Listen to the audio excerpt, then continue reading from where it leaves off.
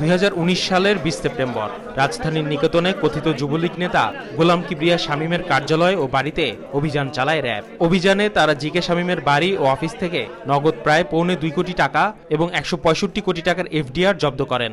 এ সময় মদ ও অস্ত্র উদ্ধার করা হয়। সে বছর অক্টোবরে জি.কে. শামীম ও তার মা আয়েশা আক্তারের বিরুদ্ধে 297 কোটি 8,99,000 টাকার অবৈধ সম্পদ অর্জনের অভিযোগে দুদক বাদী হয়ে মামলা দায়ের করে। এছাড়া তার বিরুদ্ধে অবৈধ অস্ত্র রাখার অভিযোগে অস্ত্র আইনে মামলা করা হয়।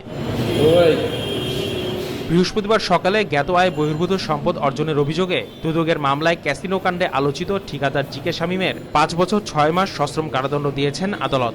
একই মামলায় তার মা আয়েশা আক্তারকে খালাস দেয়া হয়েছে। ঢাকার বিশেষ জজ আদালত 4 এর বিচারক মোহাম্মদ রবিউল আলম এ রায় ঘোষণা করেন। এছাড়া জি.কে. শামীমের 297 কোটি 8,99,000 টাকার অবৈধ সম্পদ রাষ্ট্রের অনুকূলে বাজেয়াপ্ত করার নির্দেশ দেওয়া হয়েছে। ভিশনের ফুলঝুরি মেগা অফারে ফ্রি কিনলেই পাচ্ছেন 16 পিসের আকর্ষণীয় গিফট বক্স একদম ফ্রি। 297 কোটি টাকার মধ্যে 217 কোটি টাকাই তার মায়ের নামে এফডিআর করে রাখা হয়েছিল। 27-এর 1 ধারার রায়ে তিনি 5 বছর 6 মাসের সাজা ঘোষণা করেছেন জি.কে. শামীমের বেলায়।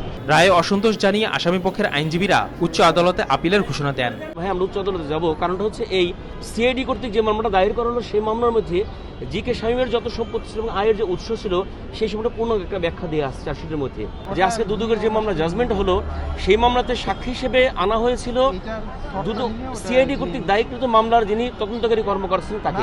এদিকে তারেক রহমানের সঙ্গে সখ্যতা থাকার দাবি করে ভুয়া পরিচয় ব্যবহার করে মামলা বাণিজ্য, নিয়োগ বাণিজ্য সহ নানা অজুহাতে অর্থ হাতিয়ে নেয়া মিনহাজের বিরুদ্ধে ঢাকার সিএমএম আদালতে প্রতারণা মামলা করা হয়েছে। বাংলাদেশ জাতীয়তাবাদী আইনজীবী ফোরামের সহ সাধারণ সম্পাদক অ্যাডভোকেট ইলতুৎমিশ সওদাগর অ্যানি বাদী হয়ে মামলাটি দায়ের করেন। বুধবার শরীয়তপুরের নড়িয়া থেকে মিনহাজকে গ্রেফতার করা হয়েছে।